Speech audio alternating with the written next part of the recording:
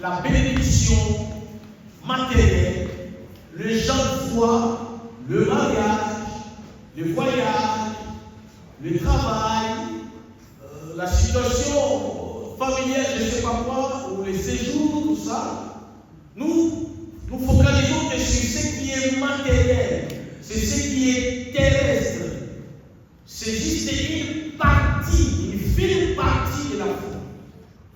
Et prendre la foi à ce niveau seulement, lier la foi à ce qui est matériel seulement, c'est doter sa substance. La foi n'est pas que sur matériel. Alléluia. Beaucoup de gens se limitent aux choses de la terre. C'est vrai que nous en avons besoin des choses sur la terre parce que nous vivons sur la terre pour l'instant. Chacun de nous en a besoin. Tu as besoin de la voiture, tu as besoin de te marier, et ceci, cela, tu as besoin d'avoir une maison, je ne sais pas, tu as besoin. On en a tous besoin de quelque chose sur la terre. Mais si tu lis ta foi sur, tu limites ta foi sur ces choses, laisse-moi te parler en face, tu n'es qu'un malheureux, un véritable malheureux, et tu iras nulle part avec le Seigneur, parce que ta confiance, ta relation avec le Seigneur est liée au bien de ce monde. Le païen qui ne prie pas, le païen qui ne gêne pas, et qui ne veut même pas entendre parler de Dieu, ce païen se marie des femmes. Ils achètent des maisons, ils travaillent, ils ont même des bons postes, et il y en a même qui sont nos chefs d'entreprise. On travaille chez eux, chez des femmes. Donc si tu lis ta foi à ces choses, tu es le plus malheureux de la terre. Nous avons quelque chose que eux n'en ont pas. C'est la vie de Dieu en nous. Ce que tu as est plus que l'argent. Ce que Christ t'a donné, c'est plus que le maison. C'est plus que le mariage. C'est plus que le travail, c'est plus que la carte des yeux. Si Dieu vous amène de vous, ce que tu as reçu, aucune personne sur la terre ne peut te le donner. Tu as reçu la vie de Dieu en toi. Amen. Et un jour, Paul exhortait l'église de Corinthe. Il disait ceci parce qu'il y avait à un moment donné, les gens, ils entendaient qu'il n'y a pas de résurrection des morts. Et Paul, les gens étaient découragés. Les chrétiens qui ont cru au Seigneur commencent à se lasser, commencent à se décourager. Et Paul disait dans 1 Corinthiens 15, 17, il dit, si Christ n'est pas ressuscité, votre foi est vaine. Votre foi est nulle. Si vous ne croyez pas à la résurrection de Christ, vous êtes rien. Votre foi est basée sur rien du tout. Vous êtes encore dans vos péchés. Et par conséquent aussi, ceux qui sont morts sont perdus. Si dans cette vie, seulement que nous espérons en Christ, nous sommes le plus malheureux de tous les hommes. Là, ici, Paul voulait dire que votre foi, votre espérance est liée à la résurrection des morts. Même si vous êtes mort, mais vous allez ressusciter un jour. Paul ne nous a pas dit que vous serez des riches, n'est-ce pas? Paul n'a pas dit que vous serez des grands hommes et des grandes femmes, vous allez voyager dans le monde entier. Non. Vous allez ressusciter des morts.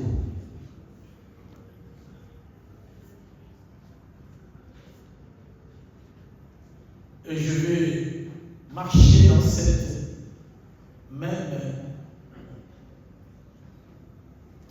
optique.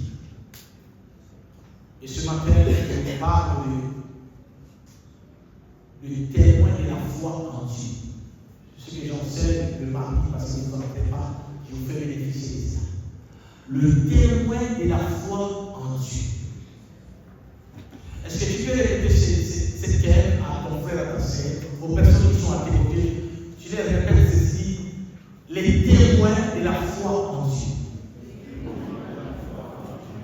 Moi, vraiment, avec la chaleur, comme ça, tu me parles comme ça, ça passe pas.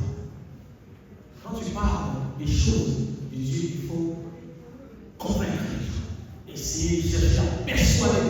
Est-ce que tu peux répéter encore avec tous les sujets du monde, le témoin de la foi en Dieu? Regarde-lui face à face, les yeux dans les yeux. Il est témoin de la foi en Dieu. Là, je crois qu'il t'a entendu. Et je vais maintenant t'inviter à te lever avec ta Bible à la main. D'ouvrir ta Bible. Je vais demander au frère Dieudonné s'il est prêt. Tu as ta Bible. Dans le livre de Hébreux chapitre 12. Si on peut se lever. Prenons nos Bibles. Hébreux chapitre 12. Après, on va jauger entre le verset. Hébreux chapitre 12, verset 1 à 3. Le frère Dieudonné, on t'écoute. Lisons la parole du Seigneur. Amen. Hébreux chapitre 12, verset 1 à 3. Oui. Nous donc aussi, Puisque nous sommes environnés d'une si grande nuée de témoins, nous sommes environnés de si grande nuée de témoins, rejetons tout fardeau et les péchés qui nous enveloppent si facilement, et courons avec persévérance dans la carrière qui nous est ouverte.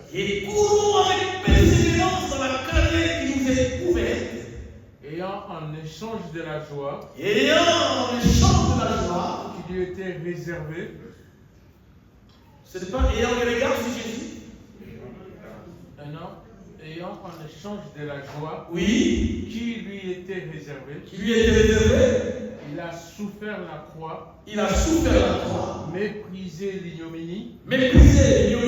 Et s'est assis à la droite du trône de Dieu. Dans ma version, le verset 2 dit, ayant le regard sur Jésus, le chef et le consommateur de la foi, qui en vue de la joie qui lui était réservée a souffert.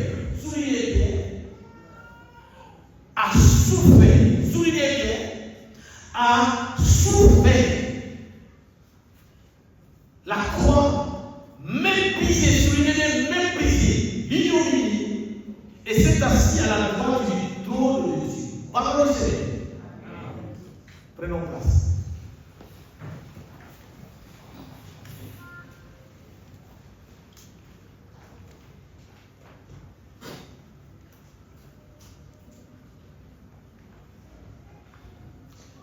Dis maintenant aux personnes qui sont à tes côtés, tu sais que nous sommes environnés de témoins.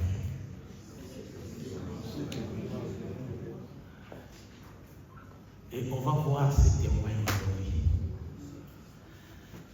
Parce que la Bible dit, nous sommes environnés de témoins, n'est-ce pas? Nous allons voir ces témoins dans notre message de ce matin. Amen. Nous allons voir quelques personnes qui représentent, qui font partie de cette grande nuée de témoins de la foi en Dieu. Et tout ce monde-là, les hommes comme les femmes, ils n'ont pas basé leur foi sur les richesses matérielles. Ces témoins, ils ne se sont pas focalisés sur le matériel. Mais la Bible mentionne leur nom. Il y a des noms d'Abraham plutôt. Et nous voyons Abraham lorsque Dieu l'a appelé dans Genèse 12. Abraham n'a pas suivi Dieu parce qu'il fallait qu'il soit béni. La Bible dit qu'Abraham, lorsque Dieu lui a appelé, il a quitté, il a pris Sarah et sa femme, ils ont quitté Ur en Chaldée. Il a pris sa femme, il a pris l'autre, et ils sont sortis avec tout le bien qu'ils possédaient. Donc Abraham n'a pas suivi Dieu parce qu'il fallait qu'il soit béni. Il avait déjà les moyens. Nous voyons Rahab, la prostituée, une femme d'une mauvaise vie, Louma.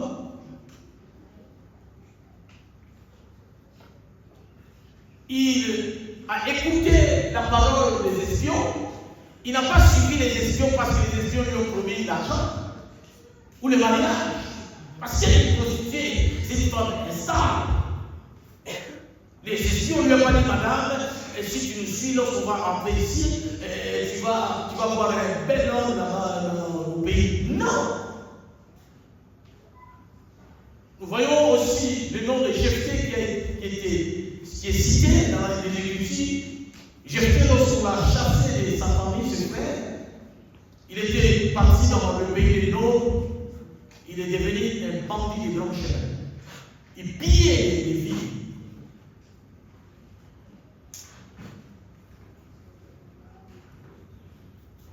Donc si ta foi est basée sur le matériel, Dieu par sa grâce, il peut te donner parce que c'est un Dieu généreux. Mais ta relation va être limitée sur le matériel. Imagine quand tu es avec une femme ou un homme, vous vivez ensemble, qu'il t'aime simplement, ou bien il t'aime simplement parce que tu as le moyen, tu payes le loyer. Imaginez-vous, le jour où tu auras plus de moyens, qu'est-ce qui va se passer? Il va se barrer ou elle va se barrer. Les relations qui sont dans ces pays, ces relations, ce n'est plus les relations d'amour vrai, les relations de profit. Attendez, parenthèse, je vais faire une parenthèse. Oh. Amen. Alléluia. Amen. L'épître aux Hébreux n'a pas été écrit pour que les hommes cherchent Dieu pour avoir le matériel, les richesses de la terre. Cet épître a été écrit pour que nous puissions avoir des modèles. Parce que ceux qui ont vécu avant nous ont été persécutés à cause de leur foi. Ils ont souffert. Les Hébreux qui ont quitté le judaïsme à cause de leur foi en Jésus ont été persécutés. Il y en a même qui ont trouvé l'amour à cause de leur foi. C'est cela qu'on nous parle aujourd'hui comme témoin de la foi. Alors, ce livre traite de la foi, de sa capacité, de sa vision et de ses persévérances. Elle représente le saint de l'Ancien Testament qui possédait une véritable vision, une excellente vision de la foi dans les relations avec Dieu. Pourquoi? Pour nous encourager, nous qui sommes arrivés à la fin du temps, pour nous aider, parce que le combat n'a pas commencé hier. Tant que nous vivons sur la terre des hommes, nous allons rencontrer des combats. Tant que tu vivras sur la terre, frère, tu vas rencontrer des luttes, des persécutions, frères et sœurs. Tu vas rencontrer des épreuves difficiles, frère. Tu vas vivre des douleurs atroces, non parce que tu as fait quelque chose, mais par rapport à ta foi. Alléluia. Amen. Donc sache que tu es ni le premier, tu seras ni le dernier à souffrir pour ta foi. Tu sais, Paul dira ceci dans le dernier jour, inspiré par le Saint-Esprit. Il y aura des temps difficiles, n'est-ce pas? Alléluia. Dans les derniers, nous sommes en plein dedans dans ces derniers jours. Il y aura des temps difficiles. Il parle des 17 ou 19 caractères des gens. Les hommes seront comment? Égoïstes, n'est-ce pas? On les voit, non? Oh, vous me suivez? Les hommes seront égoïstes, fanfarons, calomniateurs, rebelles, irréligieux, ennemis des gens de bien. Quand tu es bien, quand tu es bon, les gens te haïssent et tu arrives. Vous ne le voyez pas aujourd'hui. Parce que les gens veulent que tu sois comme eux. Quand tu as le valeur de Dieu en toi, les gens vont te persécuter pour rien. Ils vont te calomnier. Les enfants seront des rebelles. À leurs parents, nous le voyons, non? Aimeront le plaisir plus que Dieu. Le plaisir plus que le Créateur. C'est grave quand même.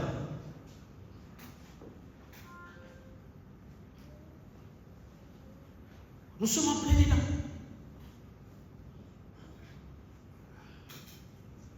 Tu dois garder ta foi intacte dans ce temps difficile.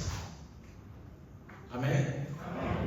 Puisque nous sommes environnés, frères et sœurs, dit si grand nuée de témoins, cette expression veut dire quoi? Veut dire que les croyants de l'Ancien Testament sont devenus de modèle pour nous qui sommes arrivés à la fin du temps. Ce qu'ils ont vécu, c'est pour nous, pour notre instruction, leur témoignage, leur endurance, leur persévérance, leur amour pour Dieu, frères et sœurs, leur fidélité à Dieu. C'est pour nous aujourd'hui. Nous donnons des exemples à imiter et dans nos luttes, dans nos combats, dans nos souffrances, dans nos douleurs. Toutes ces personnes ont supporté volontiers cette souffrance. Ils ont supporté la calomnie. Ils ont supporté les coups, la souffrance. Ils ont enduré. Il y en a même qui ont laissé les maisons, ils ont fui à cause de leur foi en Dieu. Il y en a même qui ont été crucifiés, frère. Vous savez comment les apôtres sont morts? On a crucifié certaines personnes la tête en bas, les pieds en l'air, sur la croix. Vous savez comment comment Jean est mort dans l'île de Patmos? Il a fait la prison. La prison. Est-ce qu'il avait voulu? Non. À cause des enfants. Comment Paul a raté la mort par les naufrages dans Actes des Apôtres 28, 27, 28? Comment un jour, un gaillard comme ça, on l'a fait sortir de la ville parce qu'on cherchait, on a bouclé la ville pour trouver Paul. On l'a fait sortir dans un panier. Il était devenu comme une marchandise. On met la corde, il faut qu'il descende. Paul était dans un panier, on l'a fait descendre tout au long du mur pour échapper au roi. Et si ta foi dans ce dernier temps n'est pas solide, tu vas changer. Tu vas abandonner. Tu seras là, célébré présentement, physiquement dans l'ensemble, tu vas chanter, mais le cœur ne sera plus là. Parce que la substance de la foi, c'est la confiance en Dieu. Si cette confiance n'est plus, tu restes simplement une coquille vide. Une coquille, rien du tout vide. Un cymbale qui résonne parce que tu n'as plus d'espérance en Dieu. Tu n'as plus la confiance en Dieu. Quelqu'un est en train de me suivre.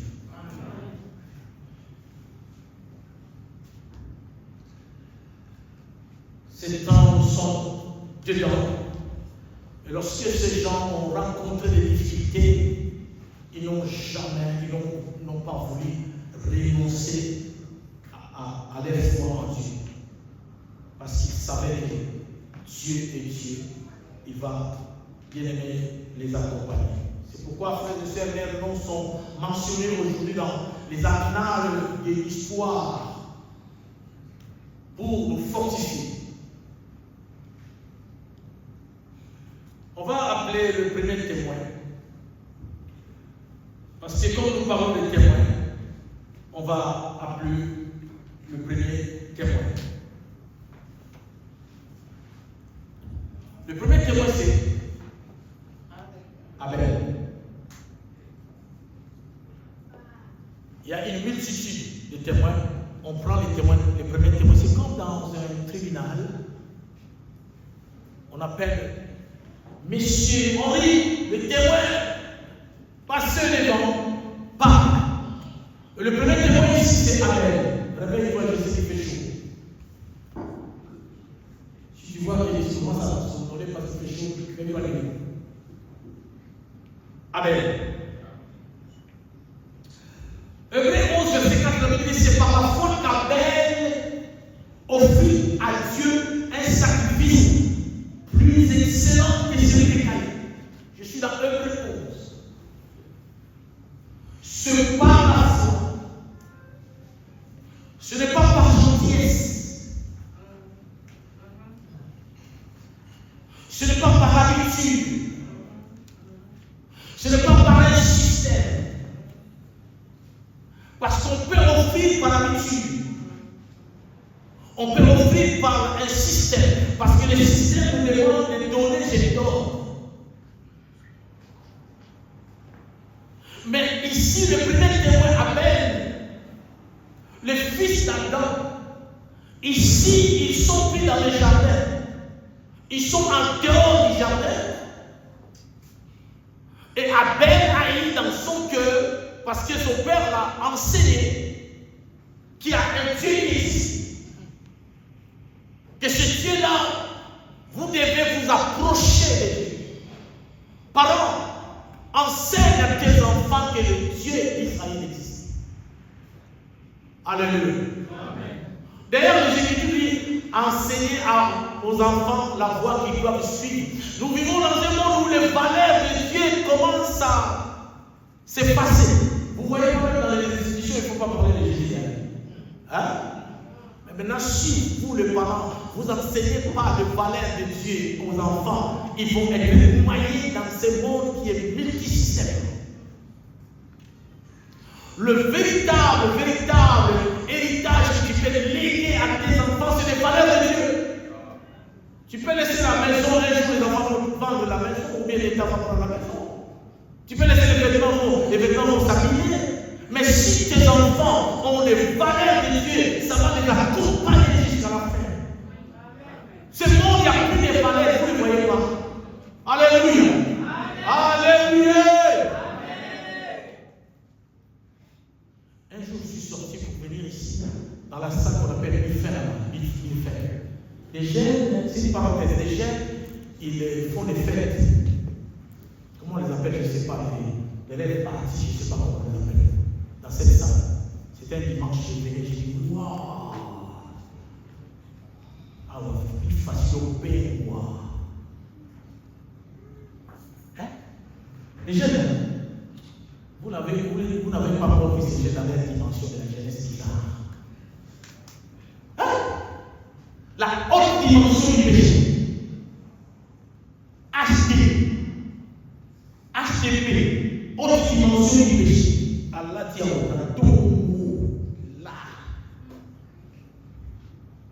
Avec les jeans là, les kilos de jeans là. Ils vendent des kilos de jeans là, béquilles. Ah, vous savez ça, là, c'est que tout le monde a pas.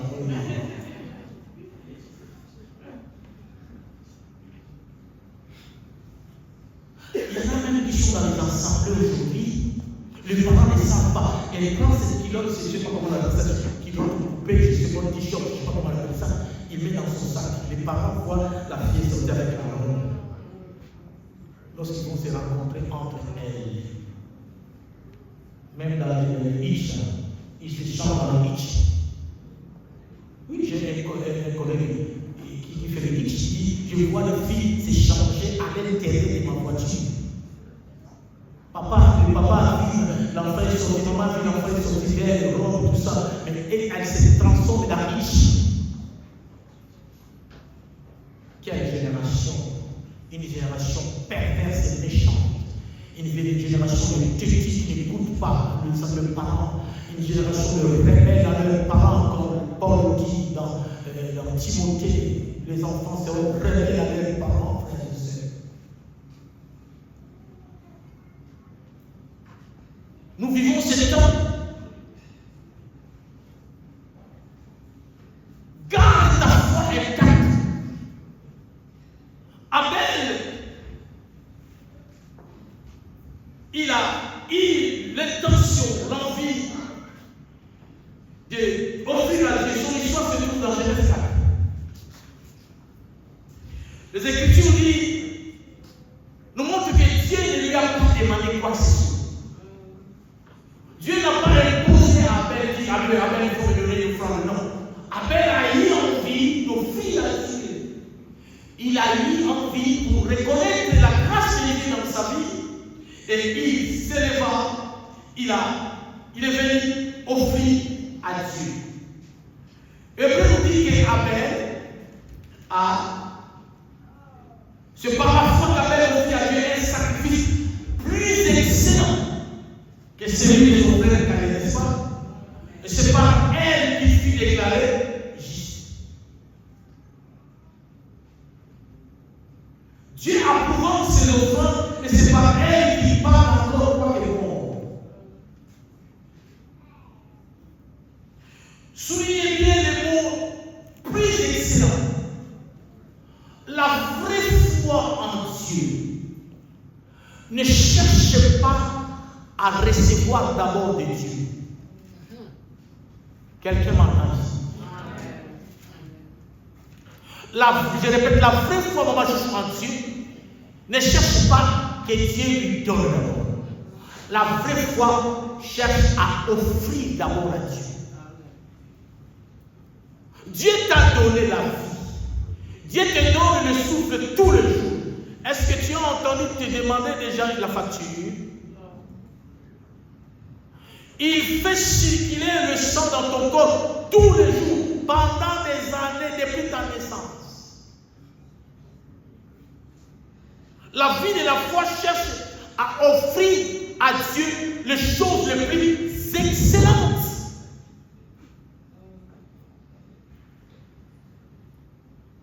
On est ensemble. Qu'est-ce qu'on dit aujourd'hui dans les assemblées? On se réunit maintenant, on prie pour que Dieu nous donne. Il te donne aujourd'hui, demain tu pries, tu demandes. Mais quel jour tu as offert à Dieu quelque chose? Et quand on dit offrir à Dieu quelque chose, nous voyons toujours là l'argent. Alléluia.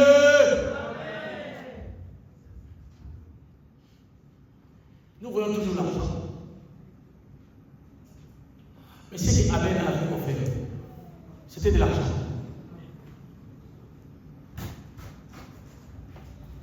Tu peux offrir à Dieu ton temps. Le temps que tu passes dans les réseaux sociaux là. Tu transformes les statuts, ça c'est le temps de Dieu.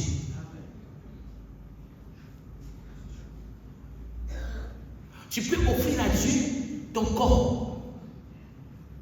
Tu dis, j'ai des gens, écoutez-moi. Tu dis Dieu, pour la reconnaissance de ce que toi tu as accompli dans ma vie, à partir d'aujourd'hui, mon corps c'est pour toi. Je ne vaudrai plus mon corps dans les péchés. Alléluia. Alléluia. Paul dit aux Romains ceci. Romains 12, je vous exhorte, frères, à offrir vos corps comme un sacrifice, n'est-ce pas? Vivant, saint et agréable, ce qui sera de votre part un culte raisonnable. Abel avait fait un culte. Hein? En offrant le sacrifice, c'était un culte à Dieu. Mais quand tu fais le culte à Dieu, un culte personnel ou un culte d'ensemble, qu'est-ce que nous offrons à Dieu? Est-ce que le sacrifice que nous avons offert à Dieu, là, est-ce que c'est le plus excellent? Chacun pose cette question. Quand je chantais là le louange là, c'était le louange le plus excellent qui venait au plus profond de mon cœur. Ou bien je chante par habitude. Ou bien j'adore parce qu'il faut adorer.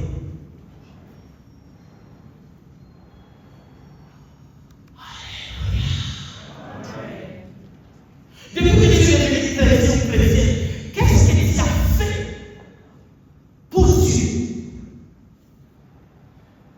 Qu'est-ce que tu as fait? Quel acte que tu as posé pour toucher les cœurs de Dieu? Parce que Abel cherchait à toucher les cœurs. Vous savez, quand tu offres quelque chose de plus, la Bible dit le plus excellent, c'est-à-dire qu'il cherchait à toucher le cœur de Dieu.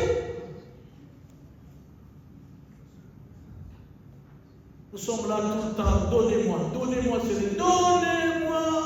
Il t'a donné le mariage, donnez-moi. Il t'a donné l'enfant, donnez-moi. Il t'a donné la voiture, il t'a donné le permis, il t'a donné tout ce que tu voulais dans ce pays, il t'a donné. Mais il demande, rajoute encore.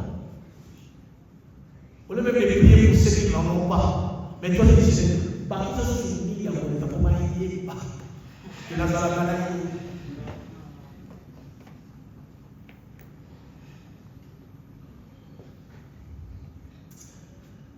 Alléluia.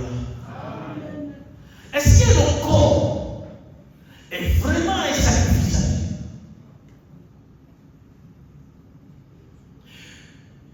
S'il te plaît, pose la question sérieusement aux personnes qui sont à t'écouter. Demande, est-ce que ton corps est vraiment réellement le sacrifice de Dieu?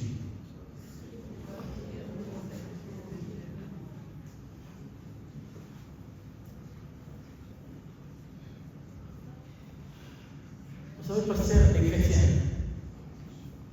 je ne les blâme pas, juste vous parler. Les hommes, c'est vous. Surtout en ce moment, il y a la Coupe du Monde, non? Il y a la Coupe du Monde.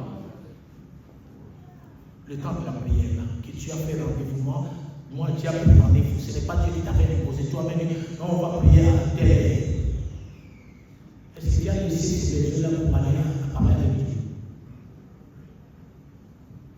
Pas de toi, moi aussi. Et quand tu perçois ton argent, tu penses aussi à Dieu. Est-ce que tu penses à Dieu? Tu me diras que oui, Dieu ne mange pas l'argent. Si nous sommes là, c'est pour toi. Hein? Donc, si nous sommes là, c'est pour qui? Pour Dieu. Ça nous appartient.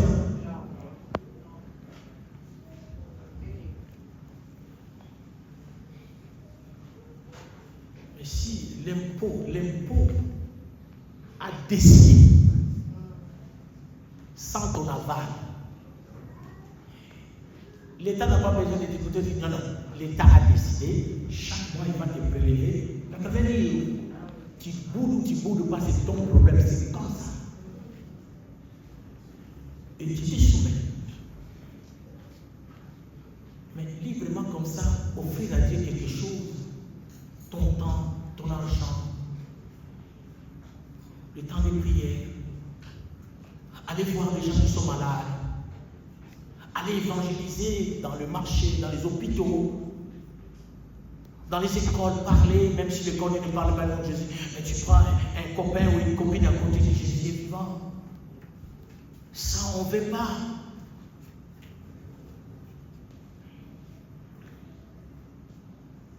Amen. Un jour au pays, au début de ma conversion, j'ai posé la question à Dieu, Seigneur, j'ai vu tes bienfaits dans ma vie, qu'est-ce que je peux te donner? Vous savez, je parlais comme ça, j'avais rien, l'argent, j'avais pas d'argent, donc je savais que de ce côté-là, nous avons aussi bancardé parce que ça n'a pas côté. Je demande quand même, qu'est-ce que je demande? J'avais des pendants, des cadeaux, j'ai lavé et un cadeau. Je ne pensais pas qu'il allait me demander là où il était mon père. Je pensais pas, je maths, ma bouche. Moi j'ai dit, qu'est-ce que tu faisais que je te donne? Parce que tout ça, j'ai prié, et à un moment donné j'ai arrêté, j'ai fini. Et dans le fond de mon cœur, on me donne l'image d'un garçon dans le quartier qui était vraiment leur famille. Nous, on était aussi des pauvres, mais leur pauvreté était vraiment un peu plus profonde. On me dit, va voir Ibrahim. Il pleuvait, je suis parti voir Ibrahim. Et Non, le Seigneur me dit, donne le pantalon là où il y a ton cœur, donne le pantalon. Et ça dit, quand le pantalon n'a pas l'air de sorti, si mon pantalon est sorti, donc si on m'appelle à la fête, c'est ça que je vais porter. Des bases, des pantalons, des bases. On m'a dit, donne-moi ces pantalons. Ah, pardon, je donne encore. Comment je vais te donner les pantalons? Il me donne l'image d'Ibrahim. Ibrahim, j'ai pris les pantalons de lui, je suis parti chez eux, j'ai appelé Ibrahim, et c'est le chien qui est sorti. J'ai dit, viens, on est parti à la maison. J'ai pris les pantalons, j'ai dit, Ibrahim, tiens, essaye. Mais Ibrahim, lorsqu'il a essayé les pantalons, on dirait que ça a été aussi pour lui. Quand aussi, madame, elle m'a dit, 6 000. Mais maintenant, tu vois Ibrahim porter le pantalon, ton pantalon. Maintenant, tu vas laisser Ibrahim partir avec le pantalon pour récupérer. Et tu me m'as dit, j'ai dit, Ibrahim, dans la j'ai emballé le pantalon. Après, je l'ai accompagné, j'ai mis dans le sac, je l'ai accompagné devant leur maison. J'ai dit, tiens, les pantalons, c'est pour toi. Il était étonné. Étonné, comment vous pouvez lui donner des pantalons? À manger, oui, mais des pantalons. J'ai donné des pantalons. Je me suis laissé avec un pantalon. Je rentre dans la maison, lorsque je suis rentré, je me suis mis à genoux, je lui ai dit, Seigneur, merci parce que tu m'as dit. C'est là où le Saint-Esprit dira, voilà, tu m'as donné. Tu m'as donné. Tu veux me donner, tu m'as donné. Frère et sœur, lorsque tu donnes à quelqu'un, sache que tu donnes au Seigneur. Nous devons nous tourner vers le malheureux, vers les indigents, vers ceux qui souffrent, vers ceux qui manquent. Nous devons leur donner. C'est à Dieu qui donne. Quand tu fais ces choses-là, Dieu est en train de donner. Dieu a donné à Dieu. Et souvent, nous sommes tous dans nos histoires. Nous voulons tous. Ils sont comme tous sont avec. Tout nous fait ce qui manque. Alléluia. Alléluia.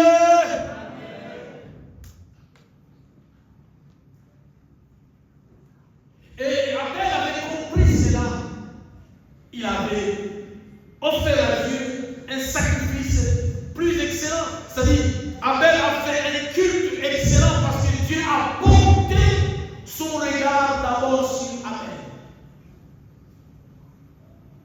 Dans Genèse 4, on dit ceci. Lorsque Abel a apporté son sacrifice, son offrande, les Écritures disent, Dieu a fait quoi? Il regarda d'abord. Vous y êtes? Dieu a fait quoi? Dieu, verset 5. Mais, verset 4. Abel de son côté affirme et prenait de son troupeau et de l'Éternel, regardez bien, la Bible dit l'Éternel porta.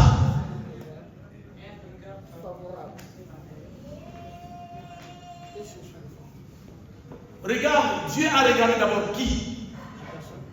La personne qui offre, n'est-ce pas? Après, il a regardé son offrande. Tant que tu offres,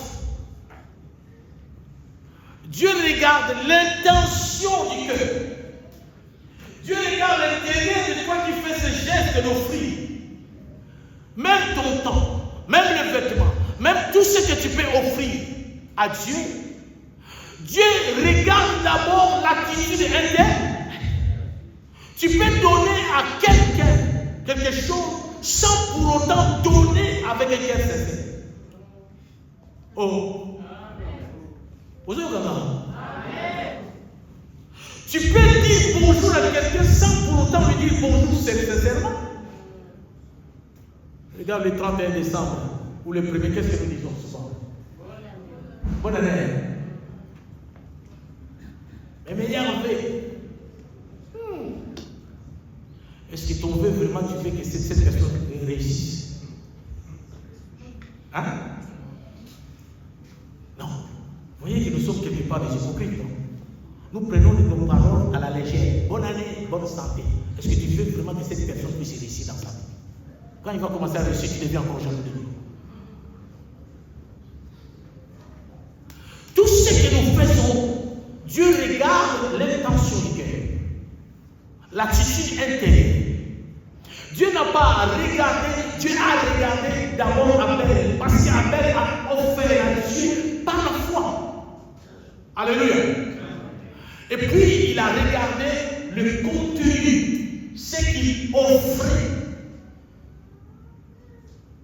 Et souvent nous donnons beaucoup de choses, nos temps, mais cela n'est pas bon devant le Seigneur.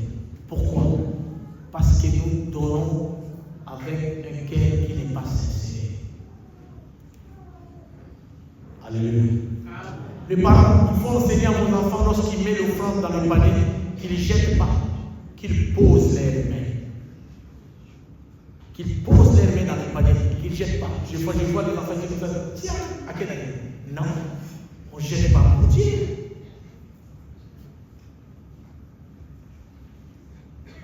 Quand Dieu nous donne, il jette comme ça. Il nous donne.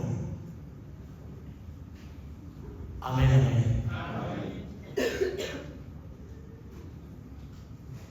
Vous savez, un jour, Jésus enseignait à des gens, des sacrificateurs, ils venaient donner l'argent dans les paniers, n'est-ce pas? Et Jésus était assis, il observait les gens qui offraient les offrandes, qui donnent les offrandes. Après, Jésus dira à ses disciples, vous savez, cette vieille dame, elle a donné plus que les autres. Les disciples étaient donnés. Elle a donné qu'elle dit, oui, c'est elle qui a tout beaucoup donné. Pourquoi? Parce que la dame, elle a donné le meilleur d'elle-même. Ce qu'elle avait, c'est celle qui avait donné. Tout ce que nous faisons, si cela ne vient pas du cœur sincère, on a jeté la chose.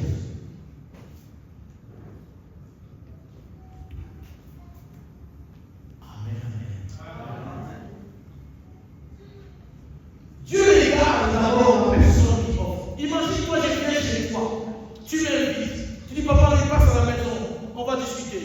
Et je passe, je sors, tu avais déjà préparé la nourriture, bien à boire, tout ça. Et lorsque je sors, tu me dis papa, c'est bon, tu es là, assis-toi. Et tu passes à la cuisine. Tu as préparé la nourriture avec beaucoup de décorations. La nourriture, bonne nourriture, ça sent bon. Mais je te vois sortir de ta cuisine avec des vêtements sales, très sales même. Qu'est-ce qui va se passer? Et pourtant, quand je regarde la nourriture, je vois la nourriture, elle est bonne, bien décorée. Qu'est-ce qui peut se passer? Si on t'offre comme ça, tu vas manger. Et pourtant, c'est bien préparé, non? C'est la nourriture que tu aimes. Pourquoi tu vas refuser? Pourquoi tu vas refuser? Hein? Les dégoûts de quoi? La saleté de qui? Celui qui se présente devant toi. La nourriture sent bon, n'est-ce pas? Ça sent bon, la nourriture elle est bonne à voir et ça sent bon. Maintenant, la personne qui apporte cette nourriture, elle est sale. Tu vas chercher une excuse. Tu vas dire, excuse-moi, je viens de manger tout de suite là. Donne-moi ce que je vais boire, mais là je viens de manger. Là, non. Pour l'échapper. C'est ce que Dieu regarde d'abord toi. Est-ce que tu es agréable à lui? Est-ce que ton corps est agréable à lui? Est-ce que tu es sain? Est-ce que tu es vivant? Lorsque tu apportes à Dieu quelque chose, Dieu regarde de toi d'abord la personne avant de voir. Quand tu mets ton argent, frère, dans le panier, Dieu ne regarde pas d'abord ton argent, il te regarde toi. Mets l'argent dans le panier. C'est pourquoi la Bible dit, même avant de mettre l'argent, si tu sais que ton frère, ce n'est pas toi, ton frère a quelque chose contre toi, va d'abord te réconcilier avec ton frère. Dans les ensembles, aujourd'hui, les gens qui mettent des offrandes, et tout ça, et ils ont des problèmes avec les familles, avec les belles familles. Ils n'entendent pas avec la belle-mère, avec les beaux-pères, avec les beaux-fils, avec les beaux-frères, ils n'entendent pas. Mais les dimanches, c'est des jetos qui ça sent mauvais devant le Seigneur. Vous avez des conflits dans les familles, dans les amitiés, et vous apportez. Dieu le regarde d'abord, il regarde d'abord toi qui offres. Même si tu donnes peu, mais si tu es agréable à Dieu, le peu là va sentir bon et va parler. Quelqu'un peut me dire amen? Quelqu'un peut dire Amen plus fort. Quelqu'un peut acclamer le Seigneur.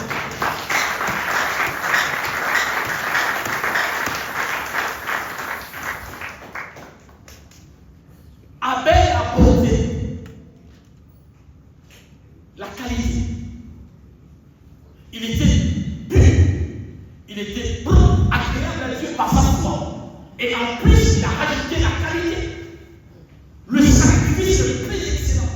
Si tu combines toutes ces choses, bien aimé dans le Seigneur, ça va arriver ce qui est arrivé à Abel. La Bible dit, Dieu portant les regards favorables sur Abel et sur son offrande. Le regard de Dieu n'était pas sur Abel à cause de sa beauté corporelle. À cause de sa beauté intérieure.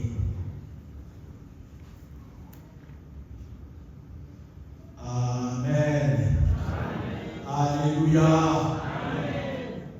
La vraie beauté, c'est ce qui est à l'intérieur.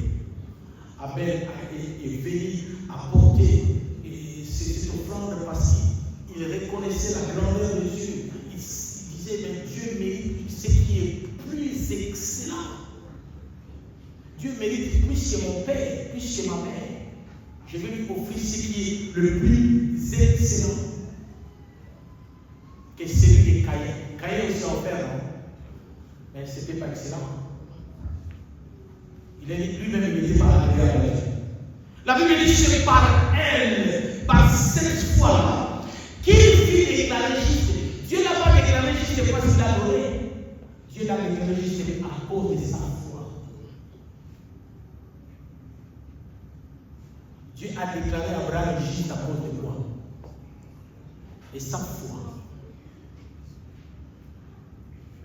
J'entends souvent par-ci, par-là, les gens disent, ah, comment moi je souffre comme ça? Moi qui donne mes offrandes, moi qui donne mes livres, moi qui donne mes... Et si tu n'es pas agréable à Dieu, ta dîme là, tu balances ça, c'est dans la poubelle que tu l'as dit.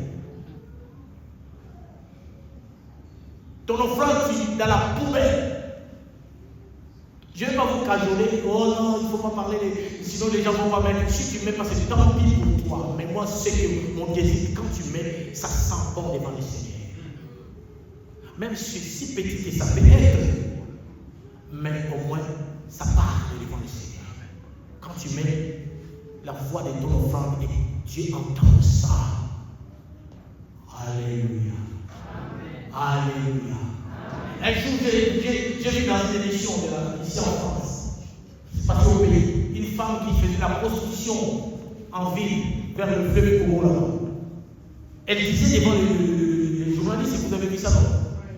Elle dit, moi, je me prostitue. L'essentiel qu'on m'a dit, mon pasteur m'a dit l'essentiel que j'ai même à Mali. On lui a dit, c'est pas grave, ta prostitution, c'est pas grave. L'essentiel que tu mets ta dîme à la fin du mois. Ça, c'est la cupidité, ça, c'est tuer les gens. Ta dîme n'ouvrira jamais la porte, ou ton offrande n'ouvrira jamais le ciel si ta vie n'est pas agréable à Dieu.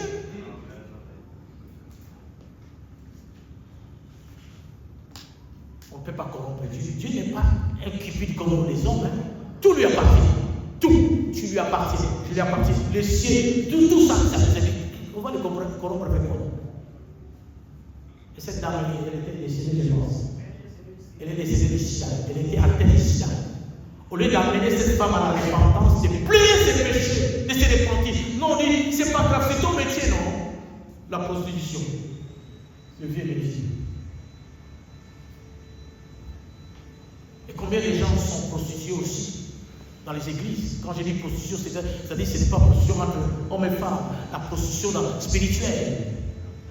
Tu as d'autres dieux en toi, tu te prostitues, non? Quand on appelle une femme prostituée, c'est quoi? C'est une femme qui aime sans amour. C'est pour un besoin, besoin de l'argent. C'est ça la prostitution. Il n'a pas besoin d'un homme, il a besoin de l'argent pour satisfaire ses besoins.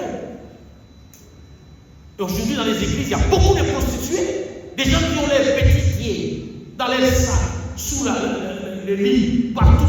Il y en a qui ont des fils sur les rêves. Mais ils veulent quoi? Dieu les exauce. Vous avez vos prophètes là-bas, vous avez vos prophètes. Je connais quelqu'un Vous avez compris. Mais 10 minutes. Vous continuez à comprendre. Quand on prêche la vérité, si vous voulez écouter, allez vous les appeler. Il te dit, je suis à ma guérison, je suis à la montagne.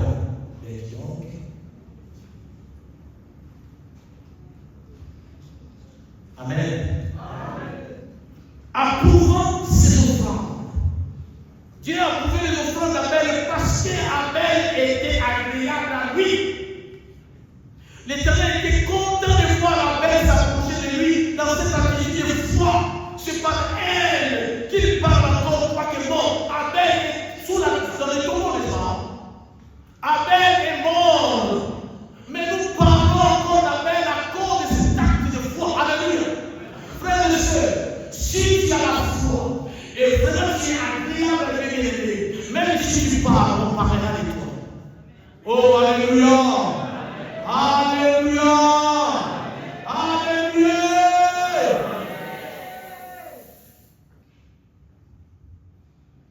La vraie foi amène l'homme à venir devant Dieu, à lui offrir le meilleur.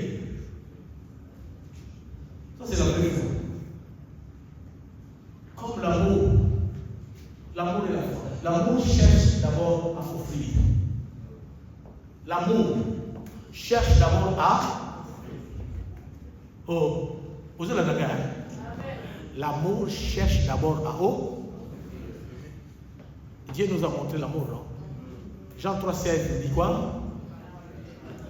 Dieu a tant aimé qu'il a fait quoi? Il a gardé, il a donné. Nous disons, ah, j'ai l'amour, l'amour commence à donner. J'ai la foi en Dieu. Commence à donner à ce Dieu-là ton temps. Commence à donner à ce Dieu-là ton corps. Donne à Dieu ta maison. C'est-à-dire quoi? Dieu règne, qu'il soit qui règne dans ta maison.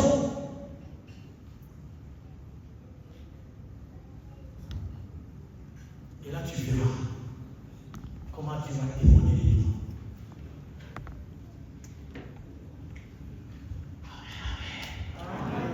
Alléluia. Alors tous ceux qui sont agréables à Dieu par leur foi deviennent des ennemis du monde. Lino, quand tu es agréable à Dieu, sache que le monde ne va jamais t'aimer. Ne pleurez pas si le monde vous hait. Beaucoup de chrétiens disent, mais parce que tu es agréable à Dieu, ça ne peut pas coller avec le monde. Qu'est-ce que Jésus a dit? On va vous persécuter. On vous haïra. À cause de quoi? À cause de moi. Mais pourquoi les gens qui sont dans la même famille haïssent l'autre? Parce que l'autre a pris la position de la vérité. Parce que l'autre a pris la position avec Dieu. Il a pris le chemin de Dieu. Maintenant, ceux qui sont dans les ténèbres ne vont jamais aimer. La prochaine fois, si tu sais que tu n'as rien fait, c'est à cause de ta foi. Commence à bénir le Seigneur, c'est-à-dire la marque de Jésus est sur ton corps, dans ta vie.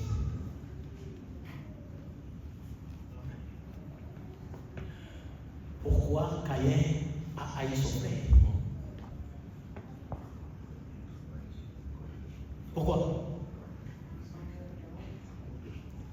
Oui, quand est-ce que son cœur est devenu mauvais?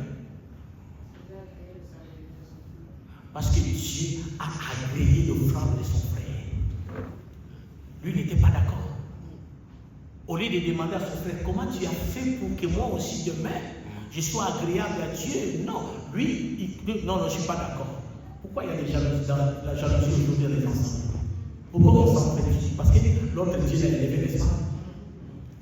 Dieu a donné à cette personne un don et ça commence à se manifester. Pourquoi lui? Pourquoi pas moi? Il faut le dire. Il faut l'éliminer. Il faut l'éliminer. Il faut les repousser là-bas. Il t'avait dit un esprit de Caïn. Non, plus fort, il dit esprit de Caïn. Aujourd'hui, dans les églises, il y a beaucoup de Caïn. Comme on disait à l'Église, quelqu'un, Caïn. Tu t'assois à côté de quelqu'un, c'est ton Caïn. Il te tue quand tu ne parles pas dans le téléphone. Caïn. Dis avec moi, Caïn. Dis maintenant les gars, Caïn. Et le matin, il dit bonjour frère. Bonjour frère, alléluia. Mais les gars, chargent. Vous voyez le matin. Quand Caïn est chargé.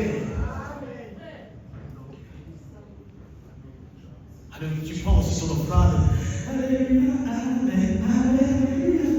Chargé. Et tu fais des confiances. Le genre de Dieu est en train de charger et ils vont avancer. Mais toi, tu seras toujours déchargé.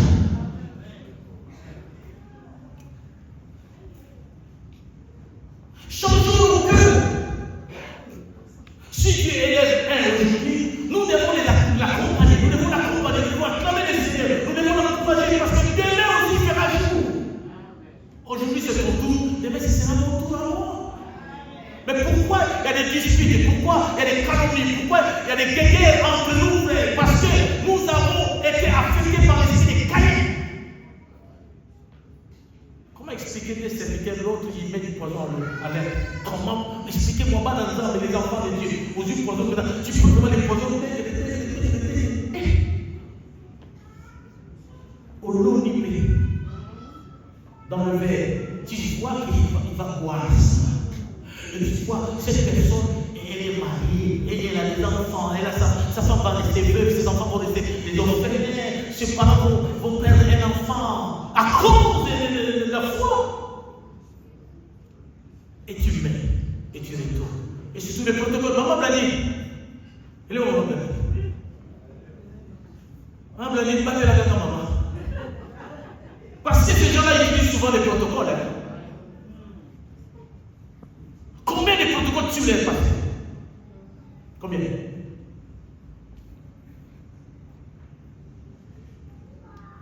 Pourquoi? Si Dieu l'a élevé, Dieu l'a élevé.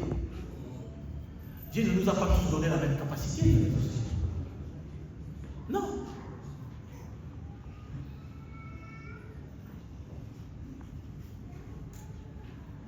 Et ces gens-là continuent à servir Dieu. Ils continuent à imposer le main sur la tête des gens. Et des fois, ils assistent à l'enterrement. Il vient assister, mais au fond de lui, il sait que c'est moi qui a précipité la mort de cette personne. Mais je ne sais pas si. Non, ils n'ont plus de cœur d'homme. Et des fois, la veuve, elle est en train de pleurer. Elle est arrivée. Courage, maman, courage.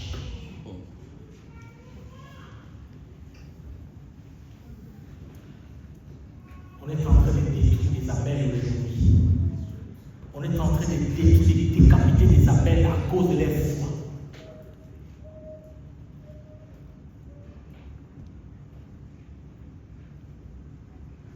Mais tout ce que Caïn a fait, il croyait se cacher. Le ciel voyait tout ce fait des gestes. On peut tromper tout le monde, mais on ne trompe pas les Seigneurs. Soyons vrais entre nous. Soyons vrais entre nous, l'Église. Soyons vrais.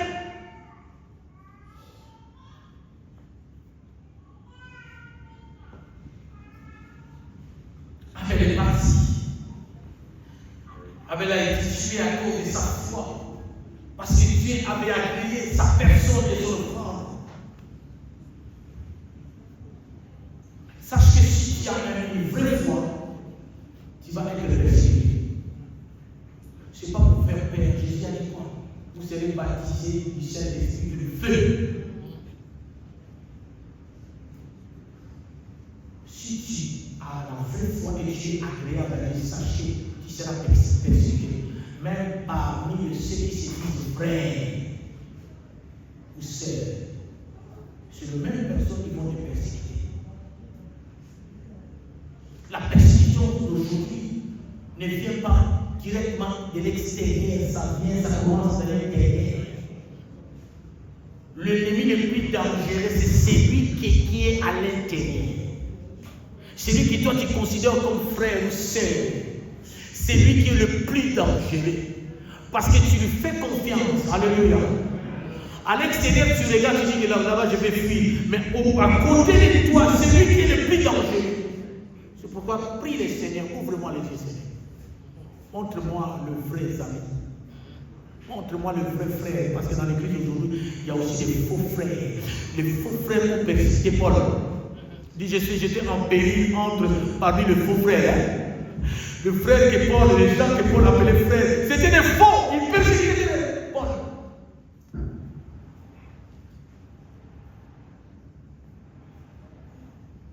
Même vous, dans votre groupe de chanteurs, j'entends, je vois. Vous vous battez pour moi. Hein? Voilà, ils chantent bien, ils chantent bien. Mais on s'en fout. Chantez. Ici, nous ne sommes pas là pour créer des stars ici. Non. Si vous nous élevons pour les stars, nous sommes tous des enfants de Dieu. Nous acheminons, nous chantons pour la gloire de Dieu. Que Dieu soit glorifié. C'est pas grave, c'est pas parce que non. Chante. Ne montre pas que toi tu es plus ce qui est. Non, on s'en fout. Peut-être celle qui chante à voix grave là, pour son cœur agréable, tu écoutes ça, c'est cantique, et toi tu dis, viens monter ma belle. C'est pas bon, mes filles. Soyez justes, soyez bien, avec les lèvres. Et Dieu cherche des hommes et des femmes purs.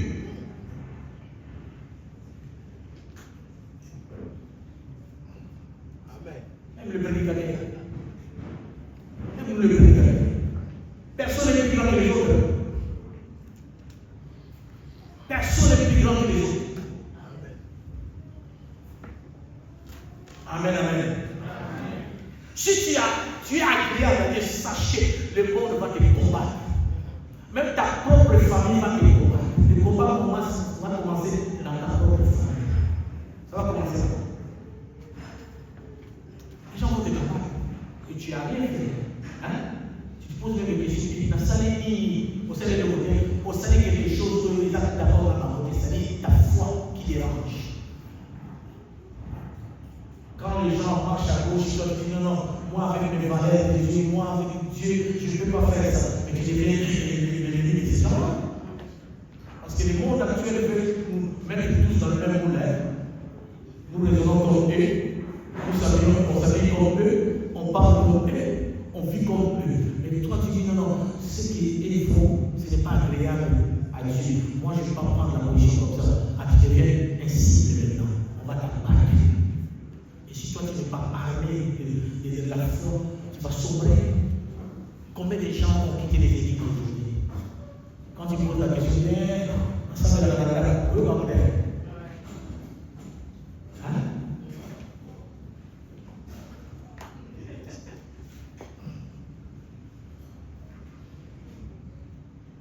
et sœur, Caïn a coupé la tête de ta mère. Il a tué son frère. Il n'a pas tué Abel uniquement pendant qu'ils étaient dans le champ. Ni Philippe.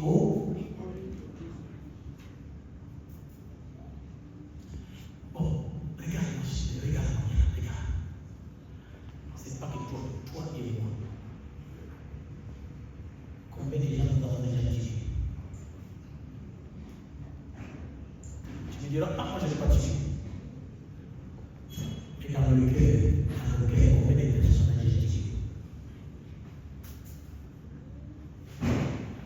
Parce que Caïn a tué dans le secret. Personne n'a vu. Adam n'a pas vu le maître pendant qu'il commettait le maître. Ève n'a pas vu pendant que Caïn commettait le maître. C'était entre eux. Mais maintenant, dans le cœur, il est là. Combien de gens ont déjà tué? Tu as tué combien depuis ta naissance? J'ai tué combien? qui le regarde. Changeons mon cœur. Si Dieu est là, maladie.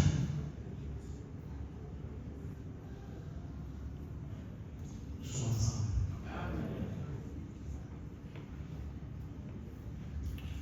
Nous vivons dans un temps où la lignée des Caïens remplit sa terre. La plupart des gens qui divorcent la terre ici, c'est la lignée des Caïens. En vérité, maman, c'est pas quoi dire encore. Dans les derniers jours, il y aura des temps. Les hommes seront comment? Égoïstes. Égoïstes. Fanfarons. Orgueilleux.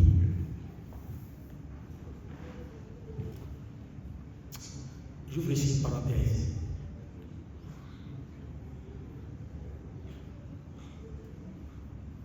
Vous savez, il y a beaucoup de gens qui sont arrivés dans ces pays. Si tu demandes son CV, il dira toujours très madame Rowan. J'étais la famille de. On est des amis, vous avez madame Rowan. Pourquoi? Parce qu'il a sa carte de séjour, il a la maison. Il a une occasion d'acheter la maison. Ici, tu peux tout acheter, même avec les récépissés au crédit. 3 000 car tu achètes 3 000. La première fois, j'ai acheté 6 cars, une voiture. Je voulais demander comme la commune économique. Il y a des gens qui ont ouvert à la Mercedes. Moi, 6 comme un film.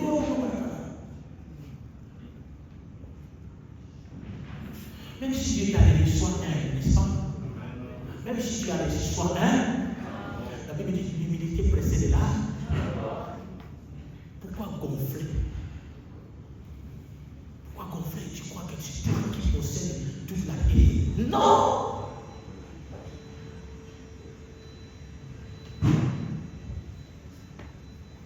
Quand tu te diminues, Dieu va continuer à t'élever.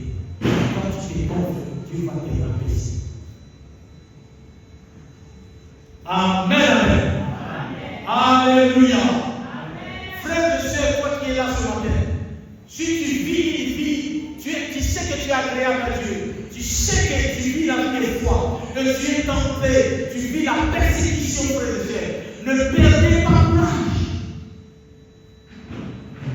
C'est la marque de Christ et Jésus qui sont en train de s'exprimer dans ta vie. Amen. Alléluia. Sache que tu n'es pas seul dans ces combats, dans ta persécution, dans tes persécutions, dans ta souffrance. Tu n'es pas seul. Christ est avec toi. D'ailleurs, il a dit, je serai avec vous, je ne vous abandonnerai jamais. Je vous délaisserai jamais. Ne liez pas ta foi qui ont besoin physiologique, besoin matériel. Non. Tu es appelé aussi à offrir ta vie à Dieu. C'est ça le meilleur de foi. Amen. Amen. Dites avec moi, deuxième témoin. Abel est le premier témoin, le deuxième témoin c'est Enoch. La Bible dit c'est Enoch. Dans Hébreux 11, verset 5, c'est par la foi qu'Enoch fut enlevé pour qu'il ne vive point la mort. Et qu'il ne parut plus parce que Dieu l'avait enlevé, car avant son enlèvement, il avait reçu le témoignage qui était agréable à Dieu. Vous voyez même Abel et Enoch, il y a un mot qui revient souvent, c'est être agréable à Dieu. Donc cherchons à être agréable à Dieu.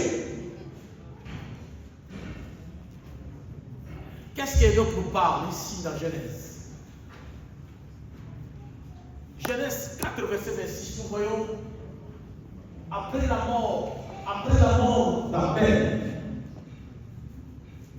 il y a un enfant, Dieu a donné à Ève un autre enfant qui s'appelait Seth, n'est-ce pas? Mais nulle part nous dit que Seth a donné Dieu, nulle part. Le verset 26, la Bible dit quoi? Verset 26. Seth eut aussi un fils, et il appela du nom d'Enoch.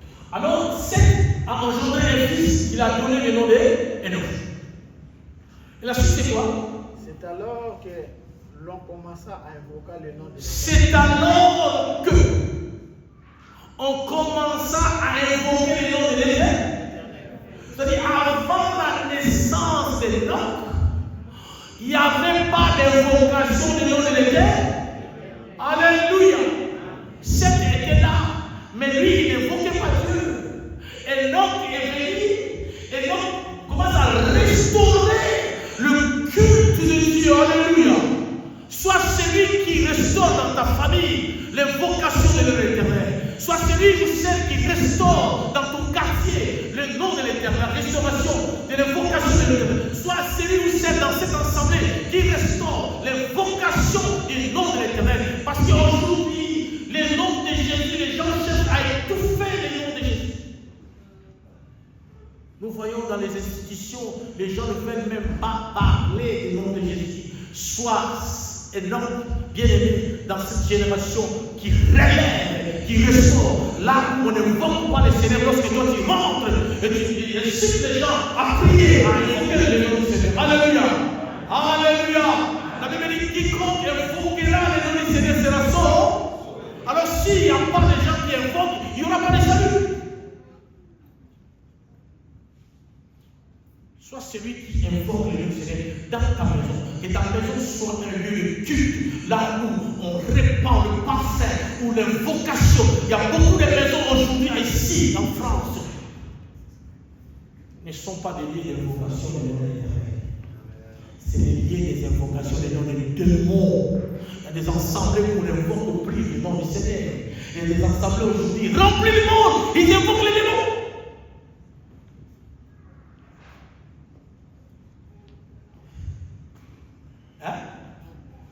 Tous les sermons, les démons.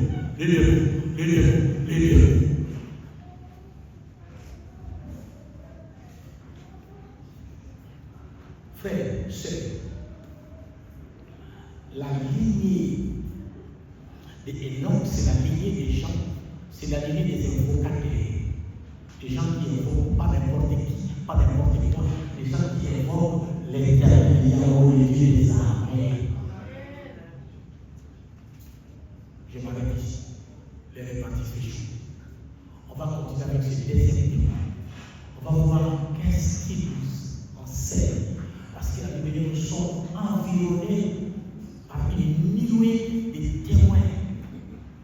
Et ces gens-là qui sont passés, qui ont fait les choses, nous enseignent que comment nous devons être agréables à Dieu. Comment nous devons vivre la vie parce qu'ils ont vécu sur la terre des hommes. Ce ne sont pas des extraterrestres. C'est des hommes et des femmes qui avaient la même nature que nous. Ils mangeaient comme toi. Il y en a qui étaient mariés, ils avaient des enfants. Mais comment ils ont fait pour être agréables à Dieu? Ce n'est pas impossible, c'est possible.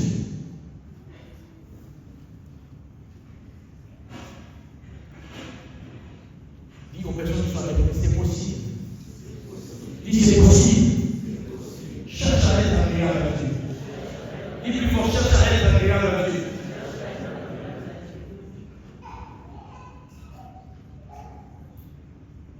Son père n'a pas pu invoquer, ou il n'a pas invoqué, mais le fils a invoqué.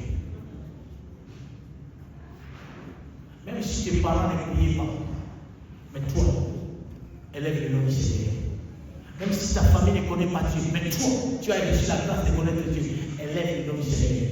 Restaure dans ton foyer, frères et sœurs, l'évocation du nom de l'Éternel. Restaure dans ton couple l'évocation du nom de l'Éternel.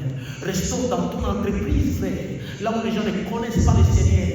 Et enseigne et parle de Jésus. Et aussi, ils commencent à invoquer le nom du Seigneur. J'ai fini par ce témoignage. Il y a un jour, dans mon entreprise, c'est mon souci lorsque je rentre quelque part pour travailler. Mon premier souci, je vous dis sincèrement, c'est de parler de Christ. Je gagne au moins une personne. Au moins, mon souci. Vous connaissez le frère Michel? Hein?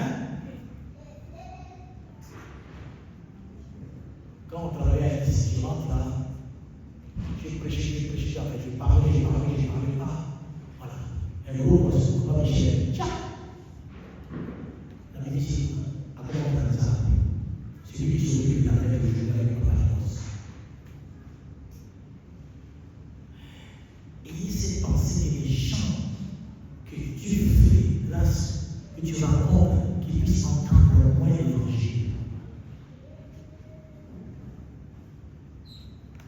Pas Michel est élevé, il a accepté l'Église, il est baptisé, il est devenu enfant de Dieu, il travaille à l'Église. C'est pas pour l'homme. C'est pas pour vous.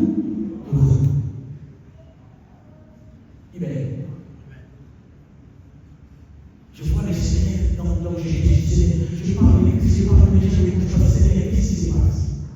Le Seigneur me montrait dans la télévision, ils sont en train de jeter les graines, les oiseaux sur les graines. Ils mangent les graines jusqu'à ce que les oiseaux sont sortis de l'entreprise. J'ai compris, je dois continuer à parler. Et un jour, je vois un jeune homme, il avait mal au ventre, le ventre gonflé. Il pleurait, ses genoux, il pleurait. Et tous les gens de la rue se rigolaient, ils se moquaient de ces genoux. On dit, mais vous connaissez cette personne, vous me moquez de lui. Et je m'approchais de cette personne, son ventre était déchiré, un bébé est sorti.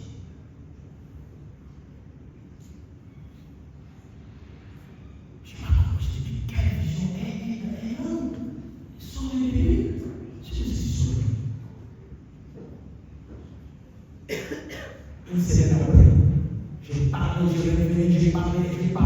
et un jour, je vais prier, je parlais, et pourtant il a entendu ces jours-là, je vais parler, il a commencé à parler, j'ai accepté Jésus, il a accepté, il a confessé, boum! Il est enfant de Dieu, même s'il n'est pas avec nous, mais il est enfant de Dieu, il sert le Seigneur dans la vie. Il était remonté, il dit, je vais écrire à Papa. Je vais écrire au pape. Et pourquoi? Il m'a volé beaucoup des années. Il m'a volé, le pape m'a volé beaucoup des années. Toutes ces choses, je ne connaissais pas. Et non, n'accuse pas le pape. Dieu a voulu que ton temps arrive. Amen.